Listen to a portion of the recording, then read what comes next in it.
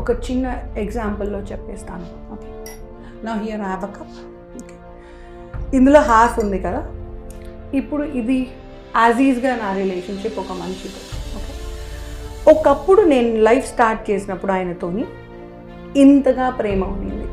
Okay, after I have sex with him ఆయన ఇక్కడున్నాడు. బేసికల్ ఆయన వెళ్ళిపోయిండు, కానీ నేను ఇక్కడున్నాను. అంటే ఆ ఫ్యాక్ట్ తీసుకోలేక, ఇంట్లో నుంచి బయటపడలేక, ఆయన ఇక్కడే ఉన్నాడని ఇక్కడికి వచ్చి ఆయన దగ్గర నిలబడలేక ఆడపిల్ల మనసు ఇక్కడ ఆగిపోతుంది.